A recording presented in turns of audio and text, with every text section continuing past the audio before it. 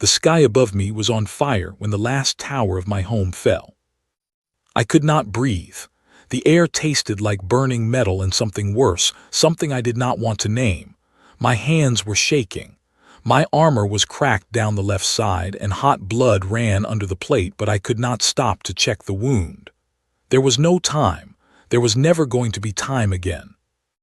My name is Kaylan Vance, and until that morning I was the third blade of the Royal Guard of Veyron, the last human kingdom among the stars. By the time the sun touched the broken spires, I was the only blade left. I ran. I hated running. I had been trained from the age of 9 to stand, to hold, to die in place if the order came. But my final order had not been to die. My final order had been to live. The Queen herself had pressed the royal sigil into my hand 3 hours before, her fingers cold, her eyes already far away. She had whispered 8 words to me. Carry this. Do not stop. Do not kneel. So I did not stop. The streets of the capital were not streets anymore. They were cracks in a dying world. I passed a fountain where I had eaten lunch 1,000 times. It was melted glass now. I passed the school where my little sister had learned to read. It was not there at all. I did not look for her. I had already looked 2 nights ago in the wreckage of the West Quarter. I had found what I found, and I had kept moving because the Queen had told me I must. Above me, the warships of the 9 Council burned the sky into ribbons. They were beautiful in a terrible way. Long, pale ships, shaped like blades of grass, drifting in formation without fear. Why would they fear us? We had no fleet left. We had no army left. We had only the ground under our feet, and the ground was breaking. I reached the old shipyard through a tunnel I should not have known about. A blade learns many tunnels. The yard was almost empty.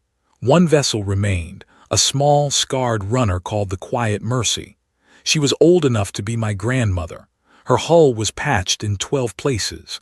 Her engine made a sound like a tired animal. She was perfect. The 9 Council would never look twice at a ship like her. I threw myself up the ramp.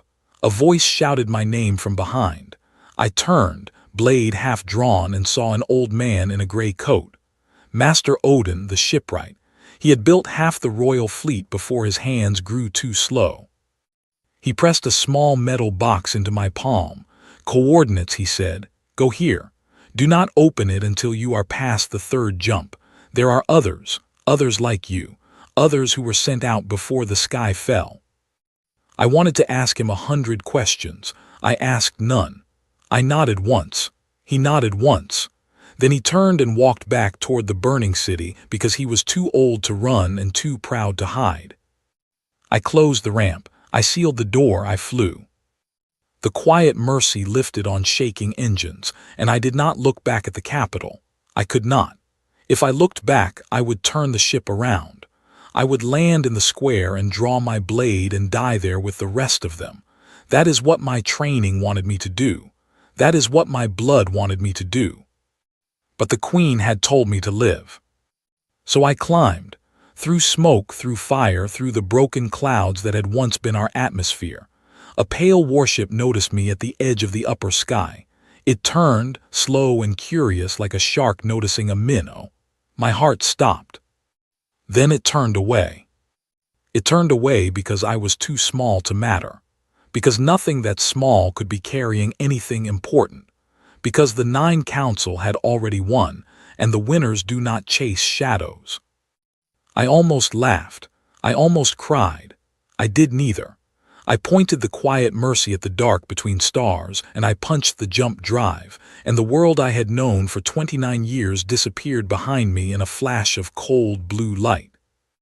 When I came out of the first jump, my hands were still shaking. I sat in the pilot chair for a long time, staring at nothing. The ship hummed. The stars waited. The sigil, heavy and warm against my chest, seemed to breathe with me. I thought the worst was over. I was wrong. The worst had not even begun. A small light blinked on my console. Red, then yellow, then red again. A signal. Someone was broadcasting on a frequency that had been dead for 3 years. A frequency only the Royal Guard had ever used. I froze. It could be a trap. The Nine Council had captured our codes. They could be fishing for survivors, pulling stragglers out of the dark one by one. My training told me to ignore it. My training told me to run further, to hide deeper, to disappear into the empty places where no one would ever find me. But the sigil on my chest was heavy, and the Queen's voice was still in my ear, and I was tired of running in straight lines. I opened the channel. A voice answered me, a woman's voice, calm, sharp, and very tired. "Third Blade," she said, "we have been waiting for you." I could not speak. I did not know the voice. I did not know how she knew me. I did not know how anyone was still alive enough to wait for anything. She spoke again. "Set your course to these numbers. Do not deviate. Do not send any other signals. When you arrive, you will understand." The numbers appeared on my screen. I checked them 3 times. They pointed to a dead system, a place on the old star maps marked with a single word: abandoned. I almost closed the channel. I almost jumped away in a random direction and vanished forever. Then she said one more thing, and it changed everything. She said, "The Queen told us you would come." My breath caught. The Queen had been alone when she gave me the sigil. No one else had been in that room. No one else had heard the 8 words. No trap, no spy, no enemy could have known what the Queen said to me in her last hour. Only someone the Queen had trusted. Only someone the Queen had prepared long before the sky started falling. I closed my eyes, I breathed in, I breathed out. Then I set the course. The quiet Mercy turned her tired nose toward the dead system. The jump drive whined and glowed. I watched the stars stretch and snap, and I felt the small metal box in my pocket grow heavier, as if it knew what was coming. I did not know what was waiting for me at those coordinates. I did not know who the woman was, or how many others were with her, or what they wanted from a broken blade carrying a kingdom's last mark. I did not know that the next hour would change me, and the hour after that would change the galaxy, and the hours after those would teach the Nine Council that they had made a mistake so large it did not yet have a name. I only knew 3 things. My kingdom was gone. I was still alive. And somewhere in the dark ahead, someone had been waiting for me, because my Queen, in her wisdom, had not spent her last breath on surrender. She had spent it on a shadow. The jump drive screamed. The stars disappeared. And I, Kalen Vance, 3rd Blade of a kingdom that no longer existed, flew alone into the dark to find out what the dead had left behind for the living to carry. Behind me, the galaxy celebrated. 9 species lifted their glasses. They said the age of human kings was over. They said peace had come. They said the last throne had fallen, and with it the last danger. They were not wrong about the throne. They were very, very wrong about the danger. Because a throne is a thing you can break. A throne is wood and stone and metal, and the Nine Council had broken ours with fire from the sky. But a shadow is not a thing. A shadow is what a thing leaves behind. And you cannot burn a shadow. You cannot bomb a shadow. You cannot put a shadow on trial in front of 9 tiered rings of judges and find it guilty. You can only try to forget it. And the galaxy, I would soon learn, had already forgotten far too much. The quiet Mercy pushed on through the dark, carrying 1 wounded man and 1 small metal box and 1 silver sigil warm against his chest, toward a place that did not exist on any map the Nine Council trusted. I did not know it yet, but I was not the last of anything. I was the first of something, and something was about to wake up. The dead system came out of the dark like a held breath. 1 pale star burned almost to nothing. 3 broken planets, a field of old wrecks drifting in slow circles, metal ghosts from a war no one remembered. My console showed no life signs. My sensors showed no power. My eyes showed me nothing at all. And then from behind the shell of a dead moon, a ship rose. It was small, it was black, it had no running lights. And on its side, just below the bridge, someone had painted a single silver mark. The mark of the royal guard. I gripped the controls and felt, for the first time in 3 days, something other than grief. I felt hope, and hope, I would learn, was the most dangerous thing I had ever carried. The black ship hailed me. The same woman's voice came through, quieter now, almost gentle. "Welcome home, Third Blade," she said. I did not know what home meant anymore. But I was about to find out. The woman who met me at the airlock of the black ship was shorter than I had expected. She had gray eyes and a gray braid, and a face that had forgotten how to smile a long time ago. She wore no armor, only a dark coat with many pockets. She did not bow to me, and I was glad of that. I did not feel like someone who should be bowed to. I felt like someone who had run from a fire while his people burned in it. Her name, she told me, was Mara Thorne. She had once been a spy master. Before that, she had been many other things, and after that, she would be many more. She said all of this in one breath, as if her own history bored her. "Follow me," she said. I followed. The black ship was larger on the inside than it had looked from the outside. It was not a warship. It was a hiding place with engines.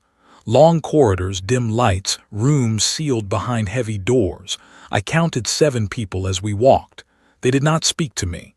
They only watched. I felt their eyes on my back like small fingers. Mara led me to a round chamber at the ship's heart. 8 chairs sat in a ring around a low table. 7 were filled.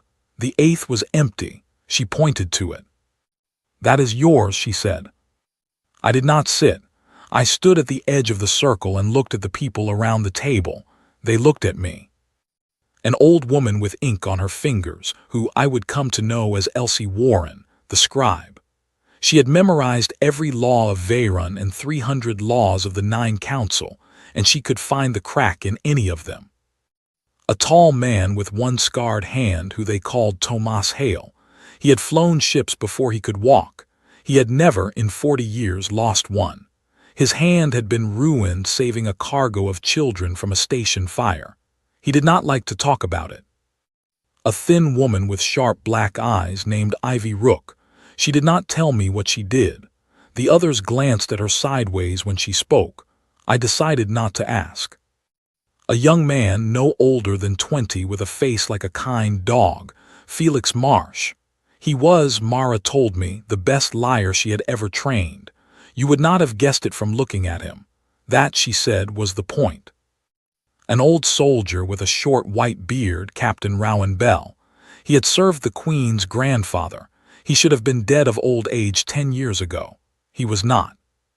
A quiet woman with braided dark hair, Precia Owens, who knew more about poisons and medicines than anyone living. She smiled at me. It was the first smile I had seen in 3 days. It almost broke me. And a boy, I thought, cannot be older than 15. His name was Jonah Pike.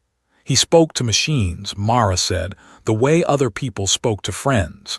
He had built 3 of the systems that had kept them hidden for the last 2 years. 7 of them, and now me the 8th, the last blade. Mara saw me counting. She nodded. The Queen called us the Ninefold, she said. 9 tools prepared in secret for the day the kingdom fell. The 9th was always meant to be the sigil bearer. We did not know who that would be. We only knew they would come. I sat down. I did not remember deciding to. My legs simply gave out and the chair caught me. "The Queen," I said. My voice did not sound like mine. She planned this. She knew. Mara's gray eyes did not move from my face. She knew, Mara said, for 7 years. 7 years. I thought of the Queen laughing at my knighting ceremony. I thought of her dancing at the harvest feast. I thought of her tired eyes the last time I had seen her, and I understood, suddenly, that those eyes had not been tired from the siege. They had been tired from carrying this alone for 7 years, while the rest of us had lived in the warm house of our ignorance. I put my face in my hands. No one spoke. No one rushed me. They let me sit with it. After a long time, I looked up. Why, I said, why did she think this day would come? Why did she not warn us? Why did she not send the fleet out, scatter the cities, hide the children? Why? Elsie Warren answered. Her voice was soft like old paper. Because, she said, if the Queen had prepared openly, the Nine Council would have struck 10 years sooner, and we would not be sitting here. They would have finished us before we knew they had begun. I stared at her. But I said, they finished us anyway. No, Tomas Hale said, and his voice was hard. They finished the kingdom. They did not finish us. That is the difference, and it is the only difference that matters. I did not understand. Not yet. Mara saw that. She leaned forward and placed something on the low table between us. It was a small glass disc. She tapped it. A map appeared in the air above the table. The galaxy turning slowly. Dots of light scattered across it, hundreds of them, maybe thousands. Every dot, Mara said, is a place where humans still live. Colonies, stations, work camps, forgotten moons. The Nine Council did not destroy humanity, Third Blade. They only destroyed the throne. Humanity is still here. 4 billion of us scattered across 600 worlds. I looked at the dots. I could not breathe. I had been told for 3 days that I was the last, that Veyron was all that was left, that with the fall of the capital my species had ended. It had been a lie, told by the Nine Council, repeated by their channels, broadcast on every world that would listen, and I had believed it because I had seen the fire with my own eyes, and I had not thought to look further than the edge of my own grief. 4 billion. 4 billion people who thought they were alone, who thought the throne was the kingdom, and the kingdom was them, and with its fall they were nothing. The Nine Council had not only destroyed our home, they had told our scattered people that they had no home to return to, no flag to rally under, no voice to answer to, and without a center, Ivy Rook said quietly, a body dies. That is the oldest trick of the oldest wars. You do not kill all the soldiers. You only kill the thing that tells them they are soldiers. I looked at Ivy Rook. I looked at her sharp eyes. What do? I asked her. She smiled very slightly. I tell stories, she said. I did not understand. She would teach me. Mara stood up. She walked around the table and stood in front of me. She did not touch me. Mara, I was learning, did not touch people, but her gray eyes held mine, and there was something in them older than grief. Kaelin Vance, she said, you are the sigil bearer. By the old law of Veyron, the sigil makes you regent until a new sovereign is named. The kingdom is gone. The title remains. You do not have to want it. You do not have to accept it. But if you do not, the ninefold has no center, and we will scatter, and 4 billion people will learn slowly to forget that they were ever people. Within 50 years, there will be no humans left who remember what the word Veyron meant. The Nine Council will have won without firing another shot. I shook my head. I am not a king, I said. I am a sword. I follow orders. I do not give them. Mara nodded, as if she had expected this. Then follow one last order, she said. The Queen's order. The one she gave you, carry this. Do not stop. Do not kneel. I closed my eyes. The sigil on my chest was warm. It had been warm since the moment the Queen pressed it into my hand. I had thought it was warm from her touch. I understood now that it was warm because it was waiting. I opened my eyes. I will not be a king, I said. I will not sit on any throne. I will not wear any crown. Good, Mara said. We did not ask for a king. What did you ask for, I said. Felix Marsh, the young liar with the kind face, answered. He was smiling, and his smile did not match his words. A shadow, he said. A thing without a body. A name without a face. Something the Nine Council cannot find, cannot measure, cannot put on trial. Something that moves through the galaxy the way rumors move through a crowded room. They destroyed our kingdom. Let us give them what remains when a kingdom falls. Let us give them its shadow. I looked around the circle. 7 faces. 7 people the Queen had chosen 7 years before the sky fell to outlive the kingdom they served. I thought of the warship that had turned away because I was too small to matter. I thought of the 9 councils' warning that humans were dangerous, unfit, wild. I thought of 4 billion scattered people, each one being taught right now that they were the last of something. I stood up from the chair. I took the sigil from my chest and placed it on the low table between us all, in the center of the ring. Then I said, not as a king, not as a regent, but as the 8th tool of a queen who had seen further than any of us had known. Teach me, I said. Teach me how to make a shadow.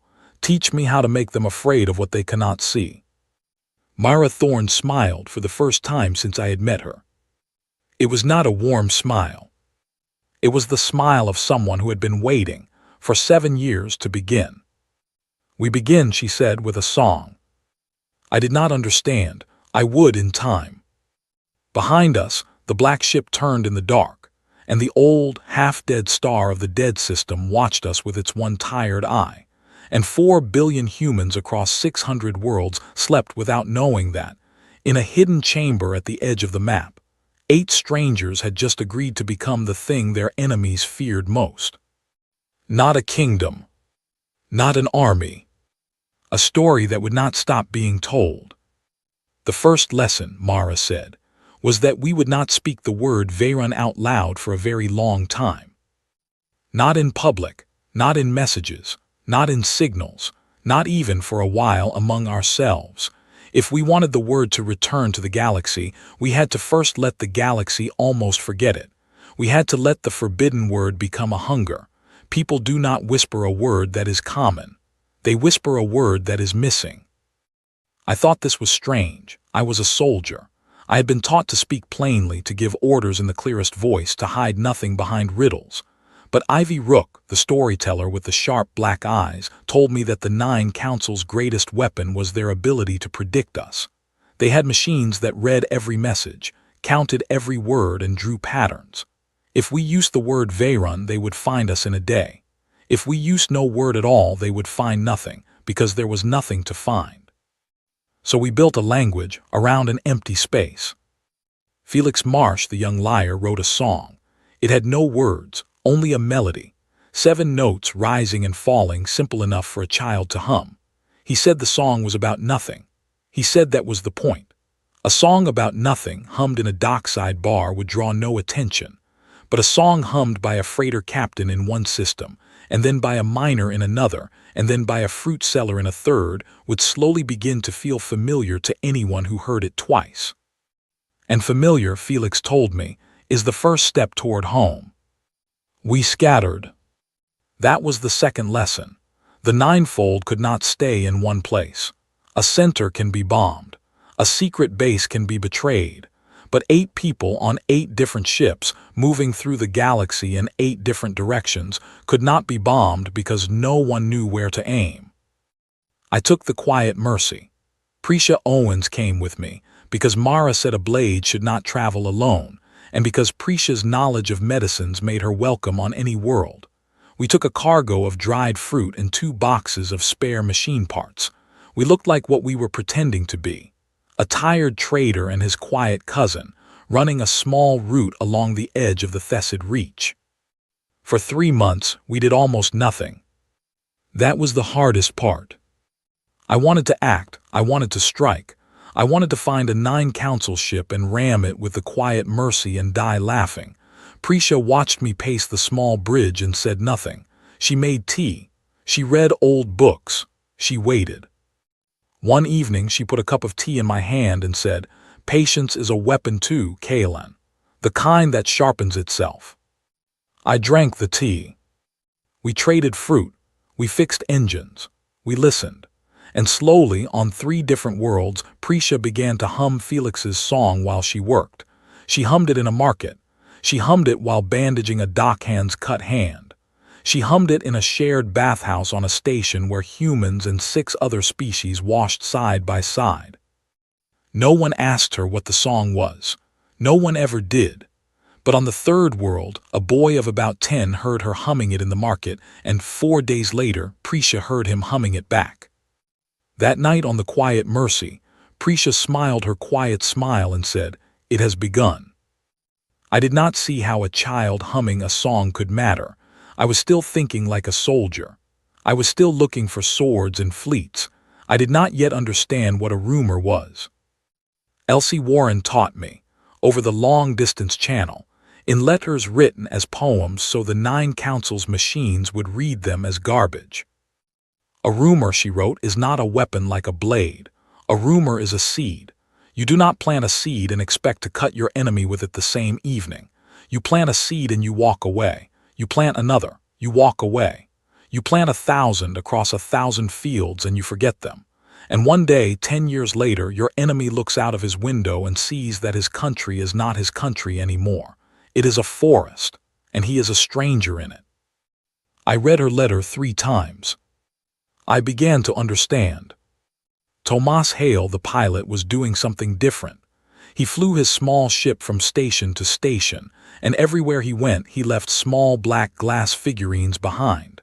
Not on purpose, or so it seemed. He would drop one in a bar and forget it. He would leave one on a bench at a dock. He would trade one, carelessly, for a cup of coffee and walk away as if it meant nothing. The figurines were shaped like a crowned figure with no face. He did not say what they were. When people asked, he shrugged. He said he had bought a crate of them cheap on some world whose name he could not remember. But the figurines spread. People kept them. They put them on shelves. Children held them up to the light. Some were thrown away, but more were kept, because a small black glass figurine of a crowned figure is a strange and interesting thing, and people like strange and interesting things. Jonah Pike, the boy who spoke to machines, did the quietest work of all. He sat on a station at the edge of a trade route and he listened. He listened to every public signal, every broadcast, every piece of news. And now and then, very rarely, he added a single small thing, a word in a children's game show, a symbol at the end of a weather report, a pause, 1/2 second long, in the music that played in elevators on 19 stations. None of it meant anything by itself. All of it together was beginning to mean everything. 6 months after I had sat in the black ship's round chamber, I received a message from Mara Thorne. It was short.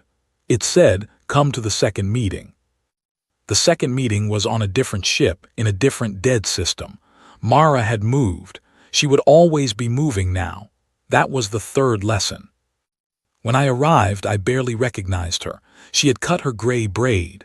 She wore the clothes of a trader. She smiled more, not warmly, but more. We sat in the round chamber, 8 chairs, 8 people, the low table between us. Mara placed the glass disc on the table. The galaxy appeared above it, turning. But this time, some of the dots were not white. Some of them were faintly silver. I leaned forward. "What is that?" I said. Mara looked at me. Her gray eyes were very bright. "Those," she said, "are the worlds where the song has been heard, where the figurines have been found, where a child has used the word shadowking in a game the adults did not teach them, where, in the last month, the 9 councils' own measurement machines have reported a small, unexplained rise in a single pattern." "How many?" I said. 206, she said. I sat back. 206 worlds, in 6 months, from a song with no words and a crate of glass figurines and 19 half-second pauses in elevator music. I looked at Felix Marsh. He was grinning. He looked less like a kind dog now. He looked like a fox. I looked at Ivy Rook. She was not smiling. She was frowning as if she were calculating something difficult. "Is it too fast?" I asked her. "It is exactly the right speed," she said, "but we must be careful. The 9 Council has noticed something. They do not know what. They have begun to ask questions. That is good. Questions are the beginning of fear. But questions are also the beginning of searches, and if we move too fast, they will find the pattern before the pattern is strong enough to survive being found." So I said we slow down. "No," Ivy said, "we speed up, in a different way." She explained. The next layer, she said, was not songs or figurines. The next layer was games. Jonah Pike had built a small game. It was free. It ran on cheap handheld machines that children used across 400 worlds. It was a simple game, very simple, about a small figure moving through a maze. The figure had no face. The figure wore a small crown. The game was called Shadow King. The game did not mention Veyron. It did not mention the Royal Guard. It did not mention the Nine Council. It was just a maze game, the kind children played 1,000 of. But in the game, the Shadow King was always running from something large and pale. And the Shadow King always got away.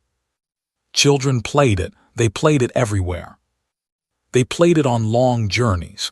They played it in classrooms when their teachers were not looking. They played it while their parents argued about prices at the market. And when they lost, they laughed and said, "The pale thing got me." And when they won, they grinned and said, "I was the shadow. I got away." Within 3 months, Jonah told me, the game had been played by over 200 million children. 200 million. None of them knew anything about a fallen kingdom. None of them knew anything about a queen.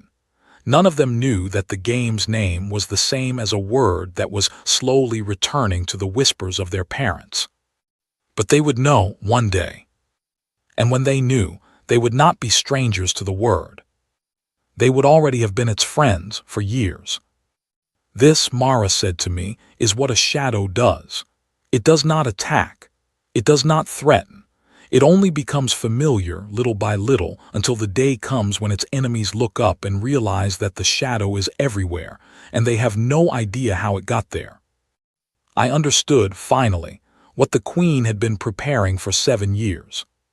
She had not been preparing an army. She had been preparing a memory.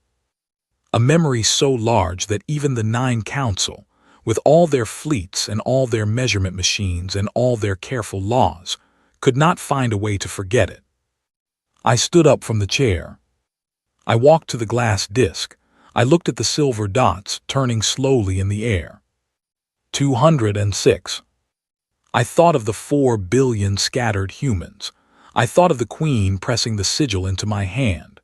I thought of the warship that had turned away because I was too small to matter. I turned to Mara. "What is the next lesson?" I asked. She looked at me for a long moment. "The next lesson," she said, "is the hardest, because the next lesson is that the Nine Council is going to notice us soon. They will come looking for the source.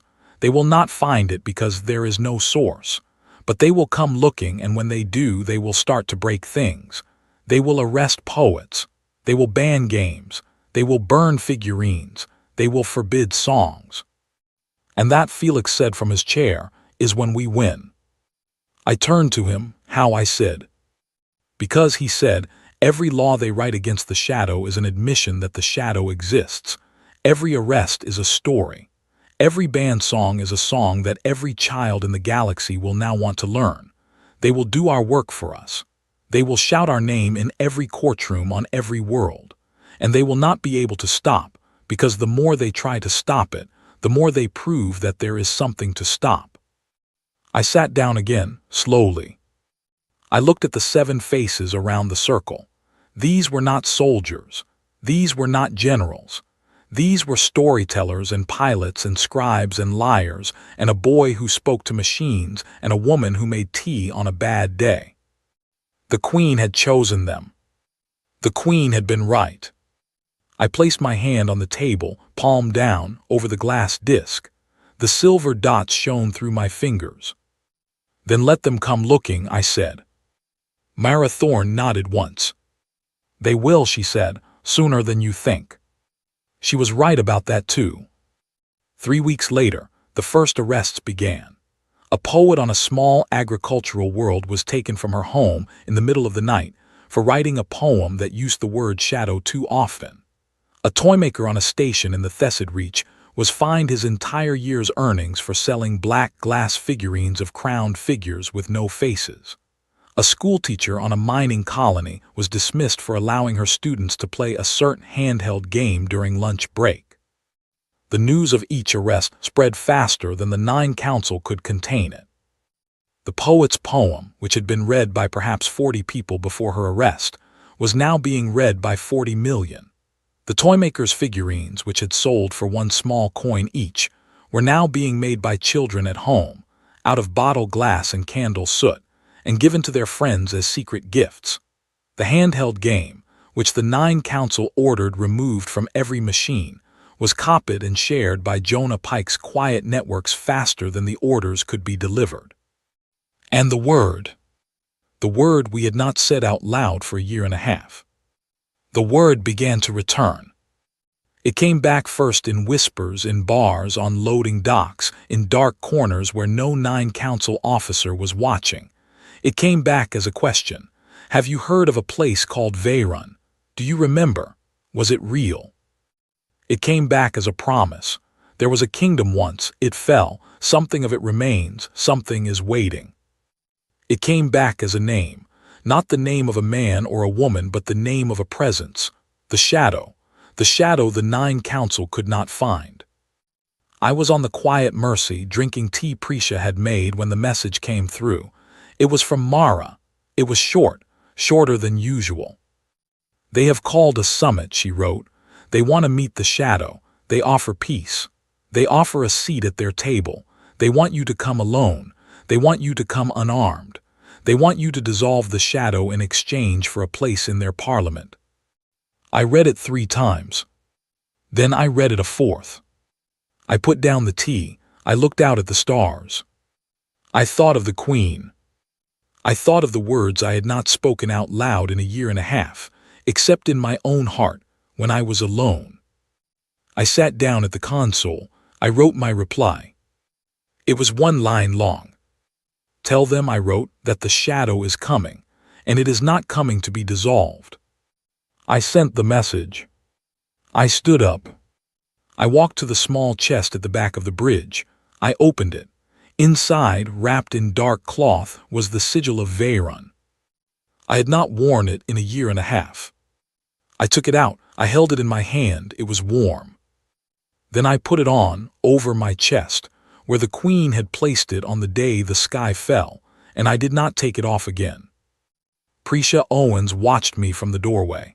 She did not speak. She only nodded once and then turned to prepare the ship for its longest journey. Behind us, the galaxy whispered a word it had been told to forget. Ahead of us, 9 tiered rings of judges waited in a great chamber at the center of the Nine Council's grandest station, unaware that the shadow they had asked to meet was not a man at all, but a kingdom that had, in their very hands, refused to die. I, Kalen Vance, 3rd Blade of Veyron, set my course toward them. And I did not kneel. The great station of the Nine Council was called the Ring of Peace. It was the largest structure ever built by any species in the known galaxy.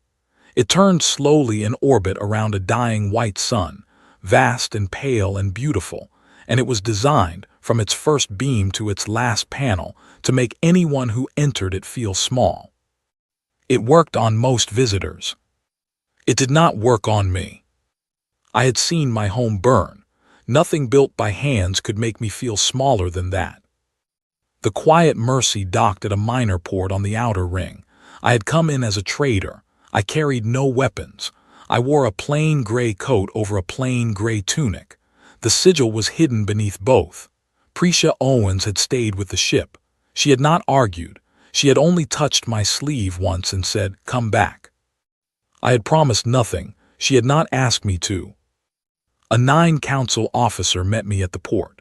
He was tall and thin and had 4 long fingers on each hand. His species was called the Villani, and they were famous in the Parliament for their calm voices and their cold eyes. He bowed very slightly. "Shadow," he said, and his voice held no warmth and no anger. "This way." He did not ask my name. They did not know my name. That was good. He led me through long white corridors. I counted the turns. I counted the guards. I counted the doors. A blade counts everything, even when he has nothing to fight with. The habit keeps the mind busy. The mind, when it is busy, cannot be afraid. I was still afraid, but I was not ruled by it. The corridor ended at a set of great silver doors. They opened without sound. Beyond them was a chamber so large that it seemed to have its own sky. 9 tiered rings rose up around a central floor, each ring filled with delegates of one of the 9 council species. I saw the Villani with their cold eyes. I saw the Thaler with their low, heavy bodies. I saw the Myern, tall and pale and watchful. I saw 6 others, each strange, each powerful, each used to being obeyed. Thousands of eyes looked down at me. The central floor was bare, except for a single low stone. They wanted me to stand on it. They wanted me to look up at them. They wanted me to feel the weight of 9 species deciding my worth. I walked to the stone. I stopped beside it. I did not step onto it. Instead, I sat down on the floor beside it, crossed my legs, and waited. A murmur ran through the rings. This was not in their script. Their script required me to stand on the stone, at the center, with my head raised to their judgment. Their script required a small, desperate figure asking to be forgiven. I was not going to give them their script.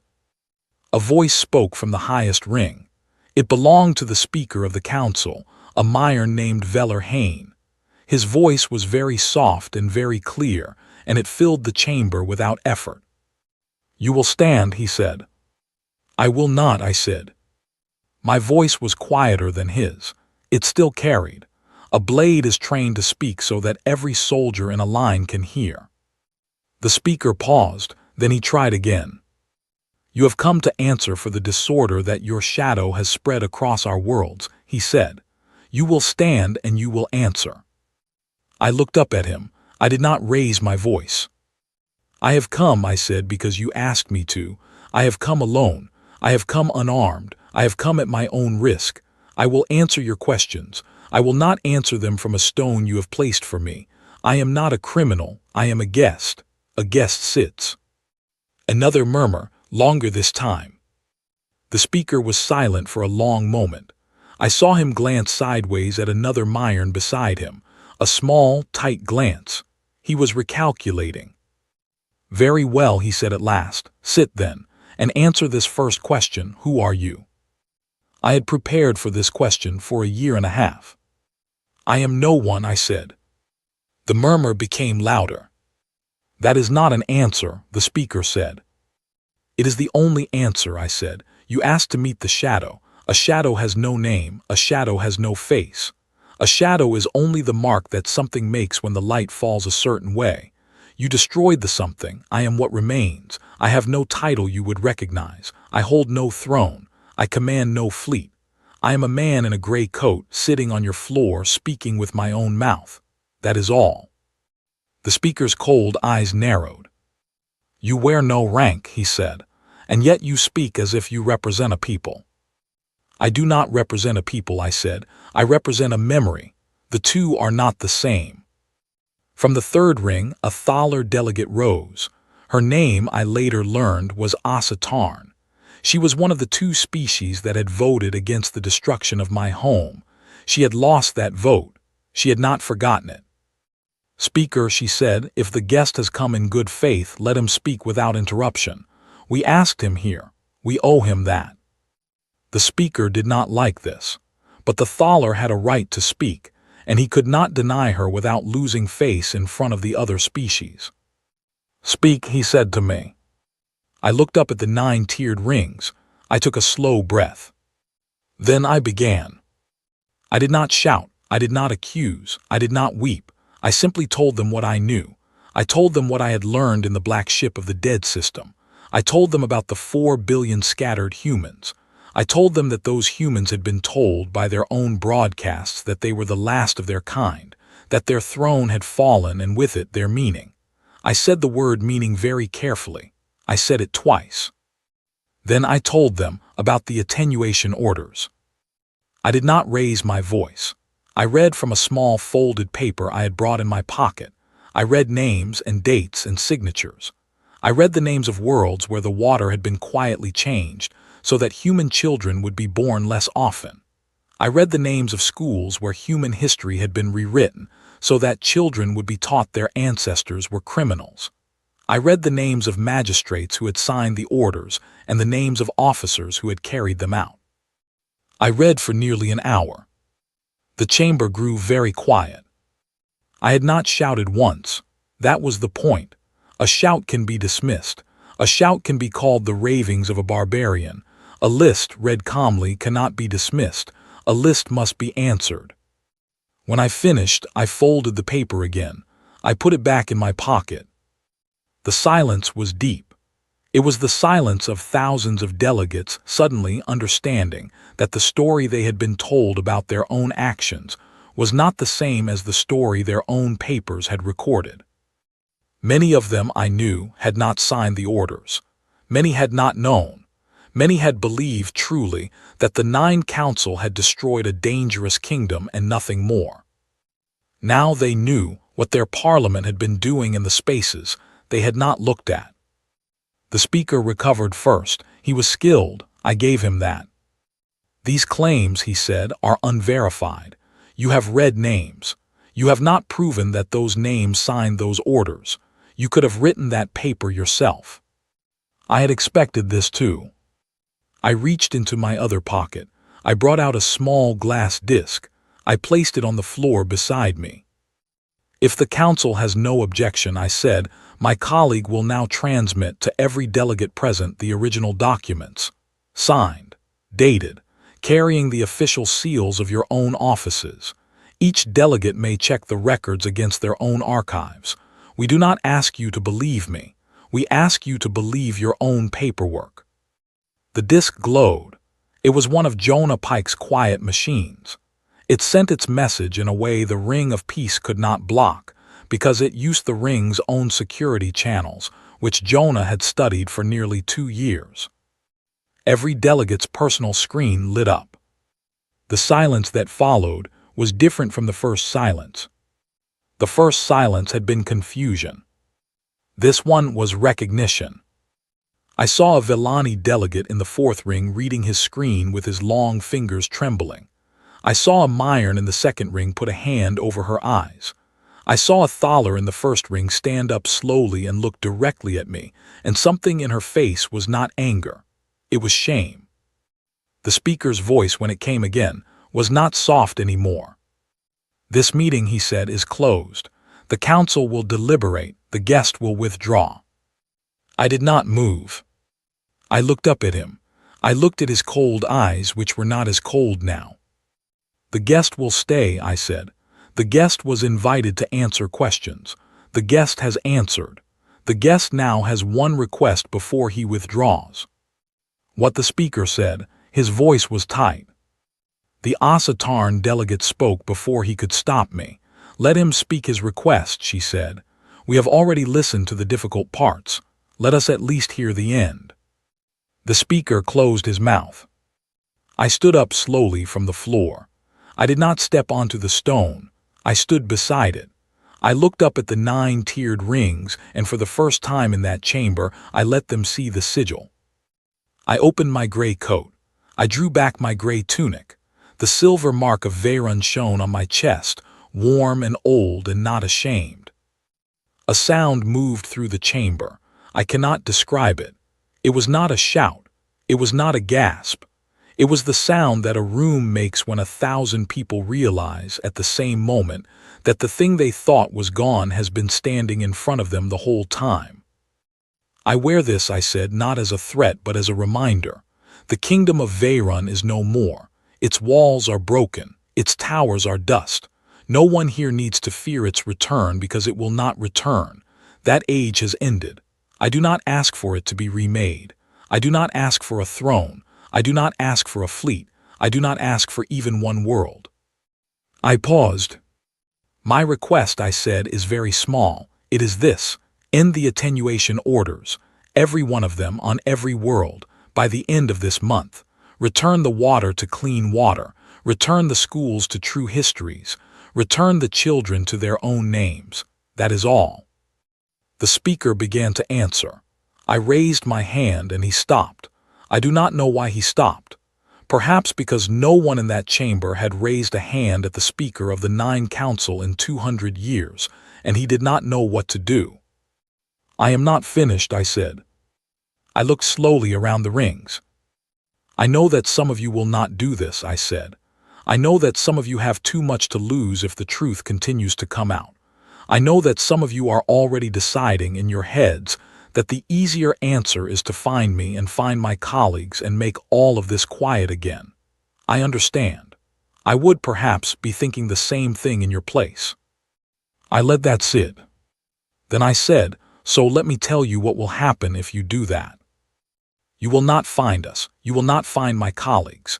You have tried for nearly 2 years and you have not found us because there is nothing to find. There is no base. There is no fleet. There is no capital. There is only a song and a game and a word, and those are not things you can bomb. You have arrested poets and their poems have been read by millions. You have banned toys and children have made their own. You have forbidden a word and every child in the galaxy now knows that word. If you continue down this path, you will not make the shadow smaller. You will make it larger. You will fill every crack in your great ring of peace with it, until one day you will wake up and find that the parliament you built to rule the galaxy is ruling only itself, because the galaxy has stopped listening. I paused. Or I said you can end the orders. Today, you can make a simple statement. You can return what you have taken, and the shadow will fade on its own because shadows only exist when there is something to stand against, and if you stop standing against us, there will be no shadow left to see. I stepped back from the stone. I closed my coat. I bowed once to the whole chamber, not deeply, just enough to show that I was a guest and guests are polite. Then I turned and I walked toward the silver doors. No one stopped me. The doors opened, I walked through. Behind me, before the doors closed, I heard Asa Tarn's voice rising above the rest. She was calling for an immediate vote. She was calling for the attenuation orders to be ended by the close of business. She was calling for an official investigation into the signatures I had read. 3 other voices joined hers before the door sealed. I did not smile. A blade does not smile in the middle of a battle. The battle was not over. It had only moved to a new field. I walked through the white corridors. I walked past the Villani officer who bowed more deeply this time. I walked through the outer ring. I reached the quiet mercy. Prisha was waiting at the ramp. She looked at my face. She did not ask. Let us go, I said quickly. We left the ring of peace within 10 minutes. We jumped before the 9 council's ports could be sealed. I did not breathe easily until the 3rd jump. 3 days later, the news began to spread. 12 species had walked out of the chamber, not just the 2 that had dissented before. 12. They had not seceded yet. They had only left the room, but the Parliament of Minds, which had survived for 3 centuries on the belief that all wise beings would agree with it, had just learned that 12 of its member species did not agree with it on something that could not be argued away. The attenuation orders were suspended within a week, not ended, suspended. That was not enough. It was a beginning. The real trouble began in the 2nd month. A faction within the 9 Council, led by Speaker Veller Hain and supported by the hardliners of 3 species, decided that the suspension had been a mistake. They decided that the shadow could not be negotiated with. They decided that the only answer, the only way to save their parliament, was to break the shadow so thoroughly that no one would ever whisper a song about it again. They could not bomb a rumor. So they decided to bomb the worlds where the rumor had taken root. They called it the Purifier Fleet, 200 ships pulled from the reserve, commanded by officers who had lost family or honor in the scandals of the past 2 months. They announced no target. They announced no mission. They simply began to move. But Jonah Pike in his quiet station at the edge of the trade routes saw them move. He counted their jumps. He predicted their paths, and he sent a message through 1,000 small channels to Mara Thorne. Mara sent a message to me. It was 1 line. They are coming, she wrote, 14 worlds at once, within 11 days. I read the message, I put down my tea, I stood up slowly. Prisha was watching me from the other side of the small galley. Where, she said. Everywhere, I said. I walked to the bridge of the quiet mercy. I opened the long-range channel. I sent a message in clear to every silver dot on Mara's slow-turning map. It was a message I had written 6 months before and kept ready for the day I had hoped would not come. It said 7 words. Hold the gate, do not kneel, remember. Then I turned the quiet mercy toward the first of the 14 worlds, and I flew. Behind me, across 600 worlds, 4 billion scattered humans read my message. And in reading it, they became something the 9 Council's measurement machines had never predicted and could not now prevent. They became a people again. The first world the Purifier fleet came for was called Harrow's Reach. It was a small farming colony, 4 million humans, 2 million non-humans, scattered across 3 continents. It grew grain. It made wine. It was famous for nothing except good bread. The 9 Council's hardliners chose it first because it was gentle, because it was undefended, and because they believed that breaking it would frighten the rest of the galaxy into silence. They were wrong on the 3rd count. The Purifier fleet dropped out of the jump 7 hours before dawn local time. 40 ships, long, pale, shaped like blades of grass, the same ships that had burned my home. I was not on Harrow's Reach. I could not be on all 14 worlds. No one could, but we had prepared. That was the thing the 9 Council had never understood. They thought because we had no fleet that we had no plan. They thought because we had no capital that we had no coordination. We had neither fleet nor capital. We had something older. We had friends. The message I had sent, the 7 words, had reached every silver dot on Mara's map. But it had reached more than that. It had reached the seceded species, the Thaler and the Lethen, and now 7 others who had walked out of the chamber and not come back. It had reached traders and miners and schoolteachers and dockhands of a dozen species, who, over the last year and a half, had heard the song and seen the figurines, and watched their children play a simple maze game, and had slowly come to understand that the shadow was not only about humans. The shadow was about any people who refused to be measured. The shadow was about any people who remembered that they were people and not parts of a machine. The Thaler ships arrived at Harrow's Reach 4 minutes before the Purifier fleet opened fire. 20 Thaler vessels, low, heavy, ugly. They had not been built for beauty. They had been built for what Asa Tarn called work. They came out of the jump between the Purifier fleet and the planet, and they did not attack. They did not need to. They only stood in the way. The Purifier commander, a Myron named Thane Corey, demanded they move. The Thaler commander, who was Asa Tarn's own daughter, a captain called Relia, sent back a message in clear, on every channel. Move us, she said. The Purifier fleet paused. They had not expected this.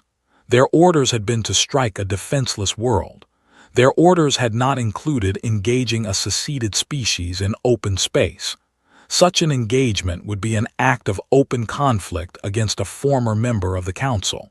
It would be a beginning of something the 9 Council could not control. Thane Corey asked the Ring of Peace for instructions. The Ring of Peace did not answer quickly. While they waited, another fleet arrived. Lethen ships, slim and silver, 17 of them. They took positions beside the Thaler. They also did not attack. And then, impossibly, a 3rd fleet. Not a species I had expected. The Oro. They had not seceded. They had only voted against my home's destruction long ago and been quiet ever since. But now they came, 12 ships strong, and they took positions beside the Thaler and the Lethen, and they also did not attack. 40 Purifier ships. 49 Allied ships.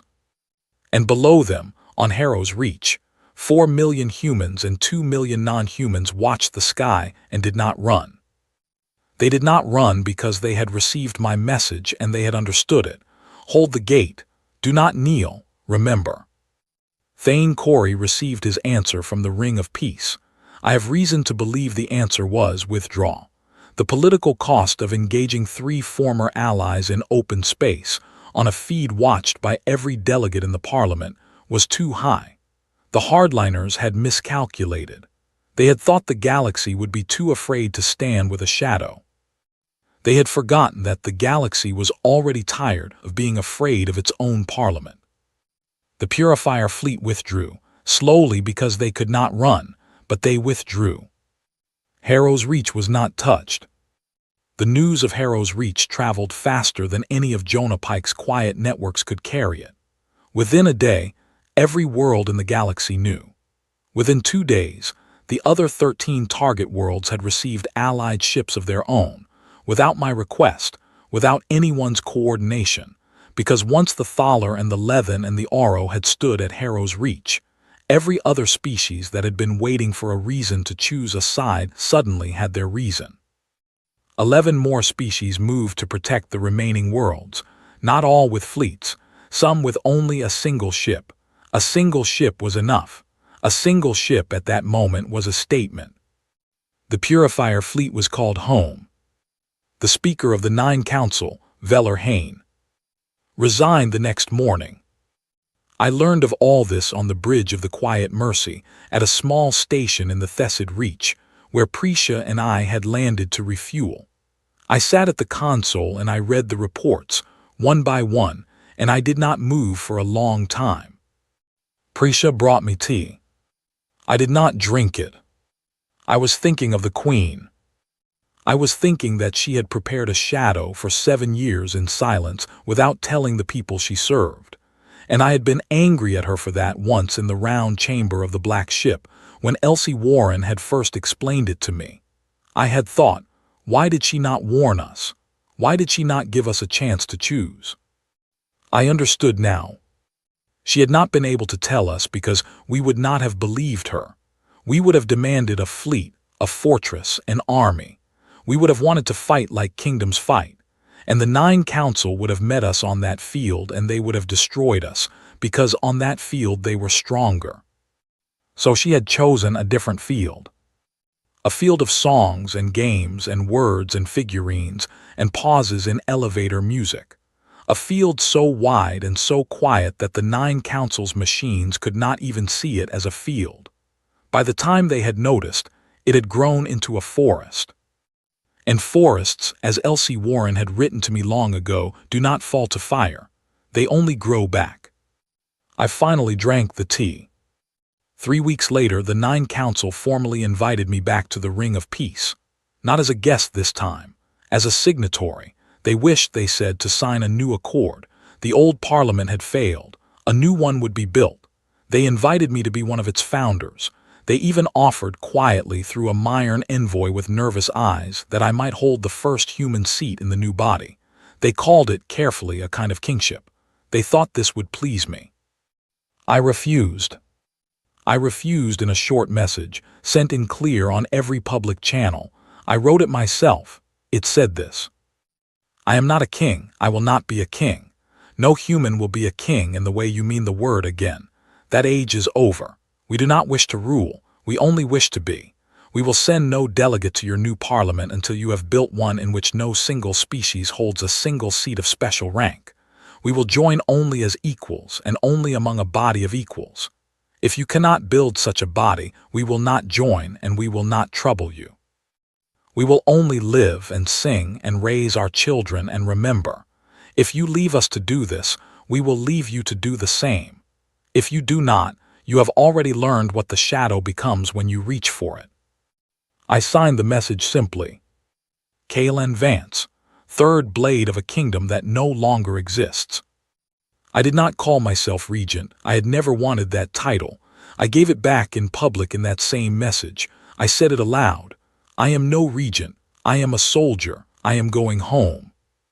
I did not know, when I wrote those words, where home was. I learned slowly over the next year. Home was not a world. Home was not a throne. Home was a small farm on a quiet world in the Thessid Reach, where no Nine Council ship had ever come, where the air smelled like cut grass in the evenings, where Prisha Owens planted a garden and taught the local children about herbs, and where I, for the first time in my life, learned to fix a fence instead of defend one. The ninefold scattered as we had always known we would. Mara Thorne went somewhere she did not tell me. Tomas Hale kept flying because flying was what he did. Elsie Warren opened a small school on a station at the edge of the Reach. Felix Marsh started a theater company.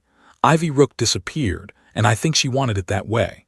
Captain Rowan Bell, who had been old when I met him, finally let himself be old and died peacefully 3 years later on a green hill.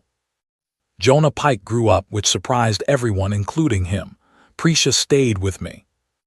The new parliament was built. It was slow and it was clumsy and it argued endlessly and it did not hold a single seat of special rank. 21 species joined in the first year, 38 by the fifth. Humans eventually sent a small rotating delegation, not from any world in particular, but chosen by vote from every human colony to speak for themselves and for no one else. I was not on it. I never was. I had told the truth. I had gone home. The word Veyron returned to the public galaxy, not as a banned word, not as a whispered word, as a remembered word. Scholars wrote books about the fallen kingdom.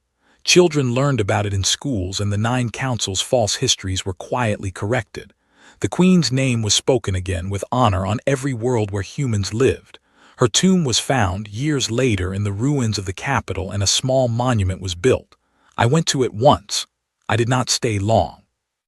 I left a white flower and I left. The small handheld game called Shadowking was never banned again. It became a classic. Children 3 generations later still played it. They did not always know why it was called what it was called. Some did. Most did not need to. It was enough that it was there. The song with no words was sung at weddings and funeral on 600 worlds. I grew older. My hair went gray. My hands grew slow. The sigil of Veyron, which I had worn for the great summit and not since, was kept in a small wooden box under my bed. I took it out once a year on the day the sky had fallen. I held it, and I remembered my sister and my queen and Master Odin the shipwright and all the others. Then I put it away. On the 20th anniversary of the fall of Veyron, a child came to my farm. She was not human.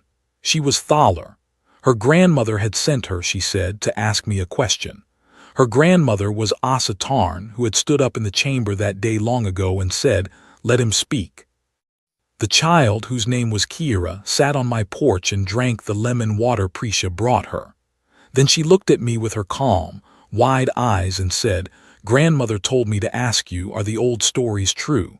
About the Shadow King, about the kingdom that came back?" I thought about it for a long time. Then I said, "The kingdom did not come back. The kingdom is gone. Do not let anyone tell you otherwise." But Kira said, "People tell the stories." "People tell the stories," I said, "because the kingdom was real and real things leave marks. But a mark is not the thing. A shadow is not a wall. We do not live in the shadow. We only remember it because remembering keeps us honest. Do you understand?"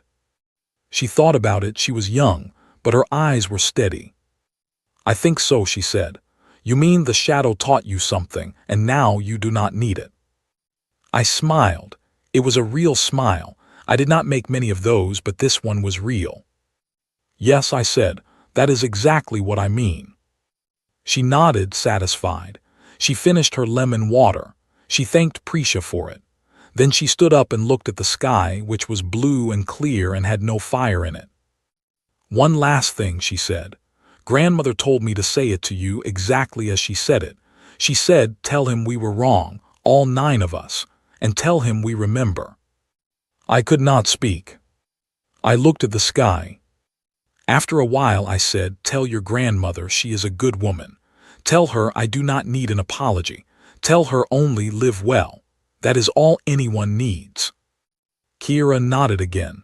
She walked down the path to her small ship. She lifted off into the blue sky. She was gone by evening. That night I sat on the porch with Prisha.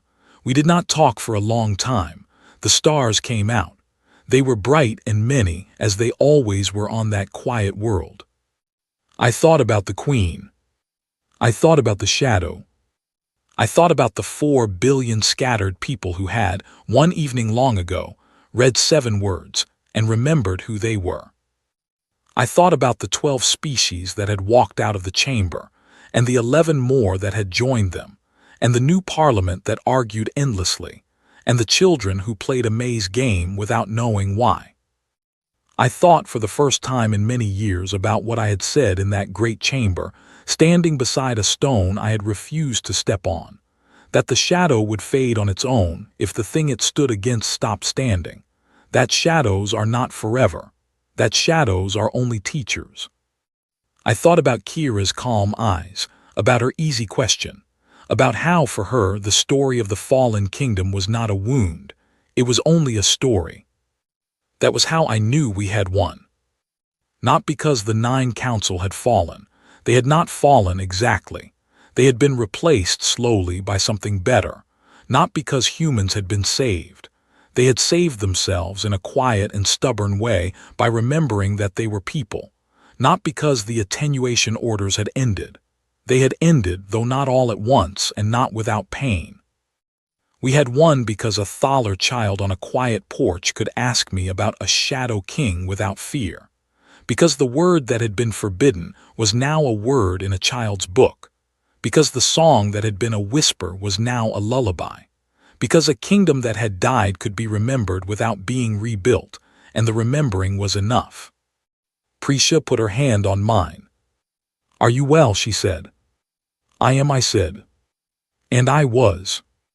I thought as the stars turned slowly above us, of the old saying I had learned from Mara Thorne long ago, the one she had given me on the day I had decided to stop being a soldier who ran and start being a soldier who waited.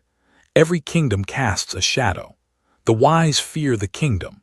The wiser fear the shadow. And the wisest learn to be neither, and to remember both. The queen had been the wisest of us. She had built a kingdom because that was what her age had needed. And she had built its shadow because she had known the next age would not need a kingdom at all. She had prepared us, not to rule, but to survive the ending of ruling. She had prepared us to become something the galaxy had no name for yet, something the new parliament still did not quite know how to describe, something that Ivy Rook had once called only the unruled. The unruled were not a species, not a people, not a nation. They were only those of any species who had learned that shadows could teach without destroying. They were small, still, and quiet, but they were growing. Kira, I thought, might be one of them in time. Her grandchildren, certainly. Mine, too, if I had any, which I did not and did not mind. The stars turned. I closed my eyes. I saw behind my eyes the spired cities of black glass. The 6 moons we had hung like lanterns. My sister laughing in the hallway, the queen pressing the sigil into my hand, the quiet mercy lifting through burning clouds, Mara Thorne's gray eyes, the silver dots turning slowly on a glass disc, the chamber of 9-tiered rings, a stone I had refused to step on. I opened my eyes. The sky was dark and clean and full of stars, and none of them were on fire. I was old, I was tired. I was not angry anymore. I had not been angry for a long time. The shadow had done its work. The shadow was fatting, as shadows should, because there was nothing to stand against anymore. That was the proof that we had chosen well. A shadow that refused to fade, long after its wall had gone, was only a ghost. And ghosts, the queen had told me once, long before she had given me the sigil, are only memories that have not learned to rest. I would teach my memory to rest. I would let the shadow go. I thought of the 9 council as it had been and as it was no more. I thought of the great burning warships that had taken my home and the pale hardliners who had tried to finish what those warships had started and the speaker who had resigned the morning after Harrow's Reach. I thought of them without hate. I did not forgive them. Some things are not mine to forgive, but I did not hate them. They had acted and the galaxy had answered, and the answer had been enough. They had destroyed a kingdom.